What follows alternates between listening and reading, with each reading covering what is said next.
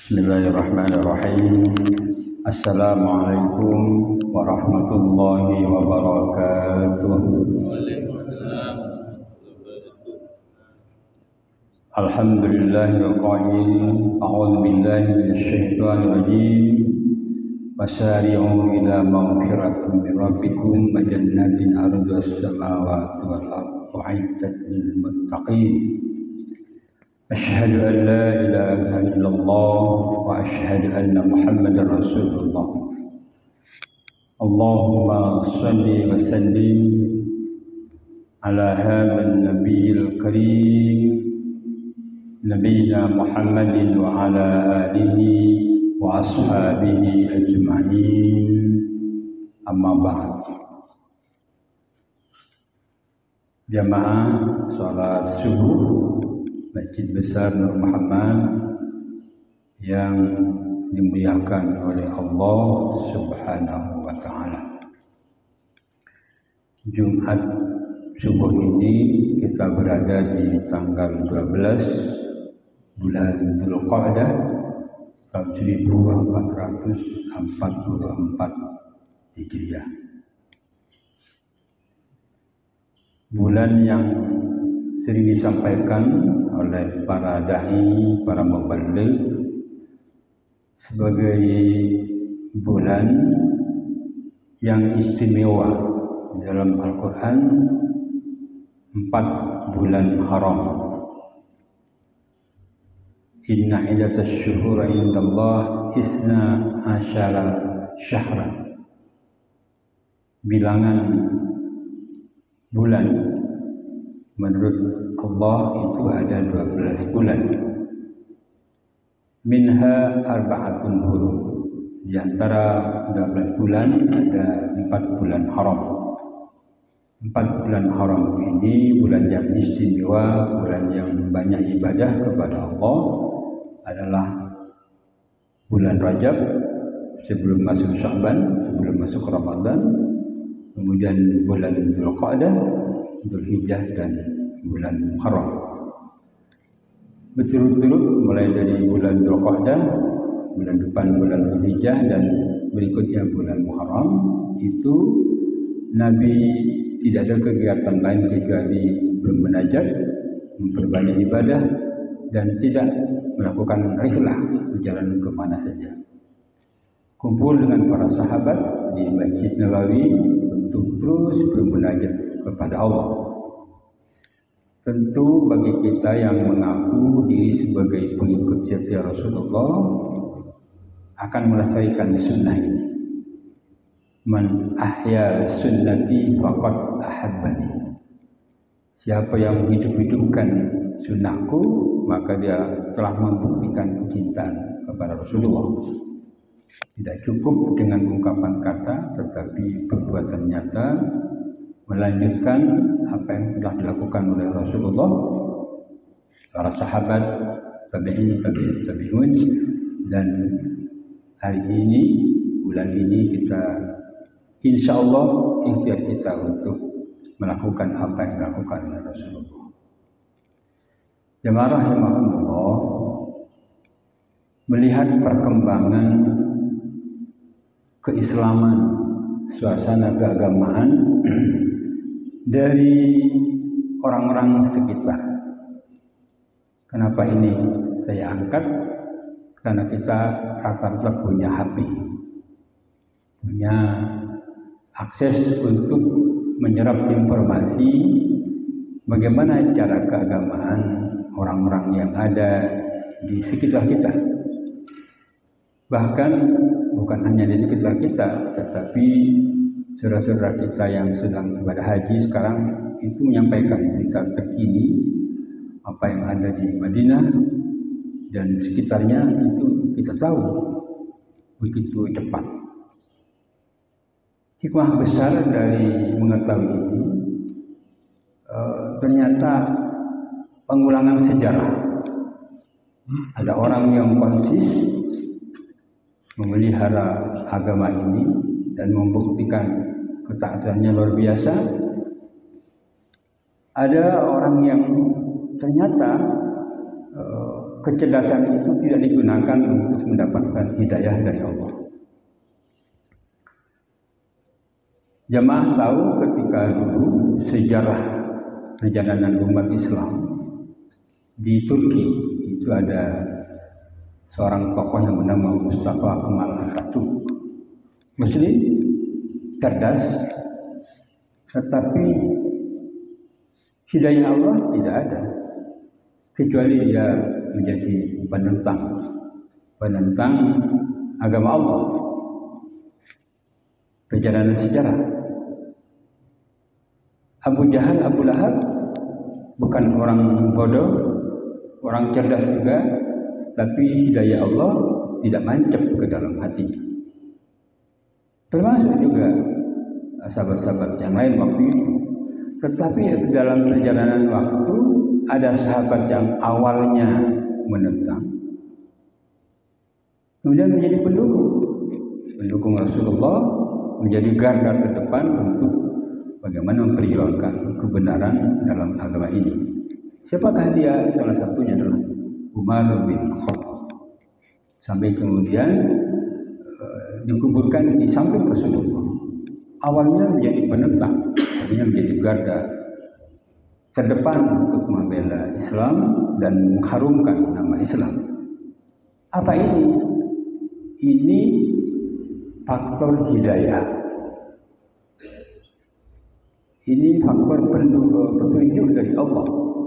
Yang tadinya gelap, zulumat dalam bahasa Al-Quran, kemudian dia hijrah ke cahaya kebenaran, minan ilan nur, minan zulumati ilan nur.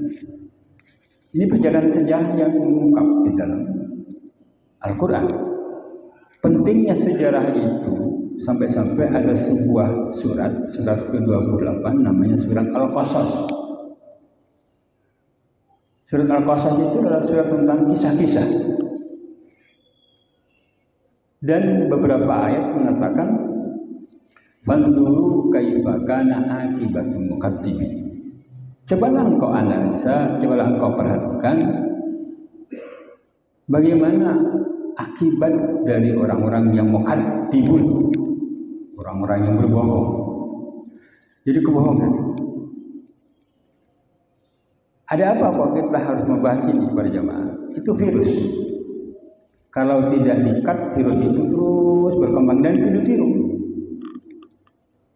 Nah, kalau ada kelompok masyarakat yang kemudian menamakan pendukung LGBT misalnya, Haji Sulaiman berkomentar, tak didengarkan karena virus. Apakah mereka bodoh? Pintar, tapi hidayah tidak ada. Kemudian ada pondok pesantren yang memperdalam agama, pondok pesantren Az-Zaitun, Panji Gumilang misalnya, bukan bodoh, cerdas, tapi rupanya pengulangan sejarah. Ini mirip dengan Mustafa Kemal Atatürk. Dia mengatakan salah satunya yang kalau kita ungkap di sini banyak sekali, bahwa ini negeri suci, membenturkan. Yang kemudian kenapa harus pergi ke Mekah, buang-buang uang?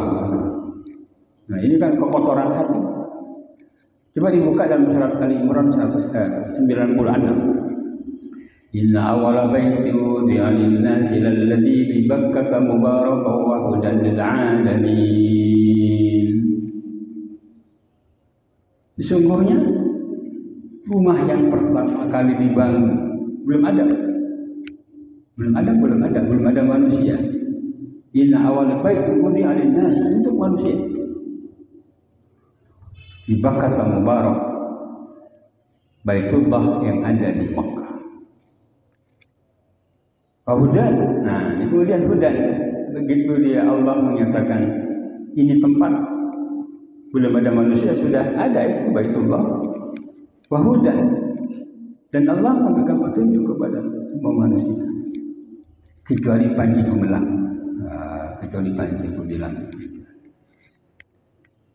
Jadi kalau kita pernah umrah, pernah haji, itu ada wilayah halal, ada wilayah haram. mau masuk ke Madinah dari bandara itu, ini masuk kota Madinah, wilayah halal, ini wilayah haram. Mau masuk ke Makkah itu juga ada wilayah halal, ada wilayah haram. Kok beda?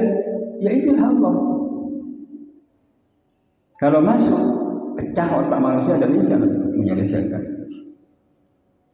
Nah karena itulah kita penting untuk kemudian mendalami agama itu dari sumbernya. Kalau saya ingin ketemu sebenarnya ingin menyampaikan itu kepada dia. Jadi terus kok reket pikiran untuk ingin bagaimana sebetulnya. Belum lagi berbicara bagaimana mengatur sholat. Tiba-tiba perempuan di depan, ada orang yang berbeda agama juga di depan, dan sholatnya tidak sebagaimana kebanyakan. Saya madhab tertentu di negeri ini. Wah, udah. Jamaah rahimakumullah, saya menjadi rujukan kita berpikir ini pada surat Al-Baqarah ayat 30 dan kemudian berjelas 34. Kenapa itu? Kenapa iblis diusir dari surga? Karena dia tidak taat kepada Allah, pengingkar. Aba wastakbar, dia mengatakan. Padahal apakah iblis itu tidak tahu ini perintah Allah? Tahu. Apakah iblis kemudian orang yang tidak punya kecerdasan spiritual? Tahu. Tapi dia mau menggabungkan diri, penentang. Jadi penentang-penentang itu melekat rata-rata kepada orang yang punya kecerdasan yang tidak ada hidayah dari Allah. Tidak ada hidayah. Ya Mustafa Kamal Atatürk, kemudian ini lagi ada perjalanan sejarah terus ada itu. Nah karena itulah pada jamaah rahimahumullah ada sebuah doa yang mungkin sudah kita sampaikan. Allahumma inni as'alukal huda wa tuqa wal afa. Ya Allah, berikanlah kepada kami ini hidayah ya Allah. Kecerdasan tidak bisa untuk mendatangkan hidayah kecuali langsung dari Allah. Wa tuqa, dan tetap dalam keadaan bertakwa kepada Allah. Wal afa, kecerdasan, kesehatan. Jadi sehat yang mendukung mendapatkan hudan dan ketakwaan. Jamaah rahimakumullah, kenapa ini kita terus giring diri kita ini?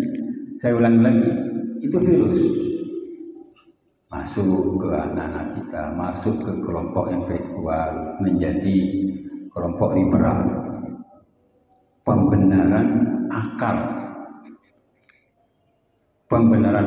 yang kemudian lepas daripada hudan, petunjuk dari Allah.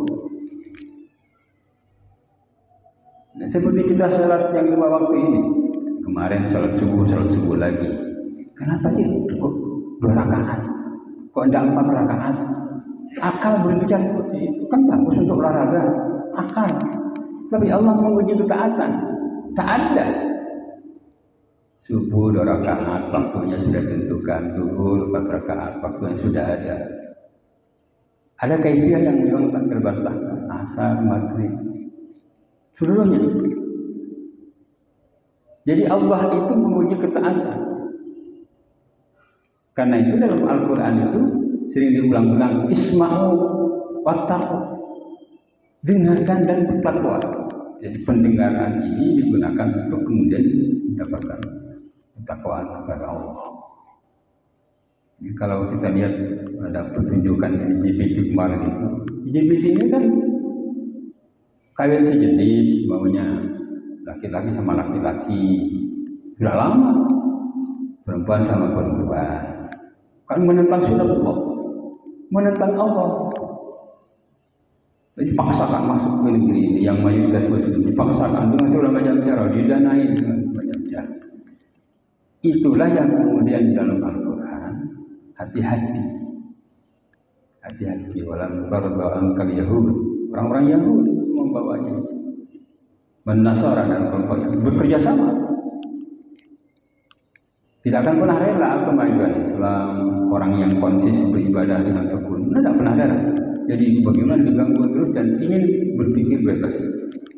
Nah karena itulah maka sering kita sampaikan bahwa hati-hati dengan kelompok-kelompok ini yang masuk ke berbagai lini umat Islam. Dia kemudian menuhankan akal, yang akal itu kemudian menjadilah kelompok liberal. Kok ada Islam liberal? Yang ada adalah Islam rahmatan lil alamin. Bisa dipilah-pilah. Jamaah rahimakumullah, sekadar kita mengingatkan bahwa bulan ini adalah bulan Dzulqa'dah, bulan yang dilakukan Rasulullah banyak beribadah, banyak berenung keadaan zaman yang seperti ini, zaman kita, dan kita tetap menjaga diri, menjaga keluarga besar umat Islam untuk tidak boleh diganggu-ganggu lagi.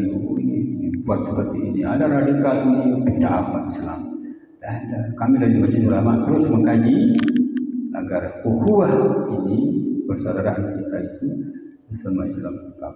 Sampai lalu memohon kepada Allah, Allahumma inni as'alukal huda wa tuqa wal hikmah. Barangkali itu yang dapat saya sampaikan. Mudah-mudahan apa yang dapat sampaikan saya ini menambah wawasan kita di dalam mengantarkan diri kita menuju Islam yang paripurna, Islam yang kafah. Subhanakallahumma wa bihamdika asyhadu an la ilaha illa anta astaghfiruka wa atubu ilaik. Assalamualaikum warahmatullahi wabarakatuh.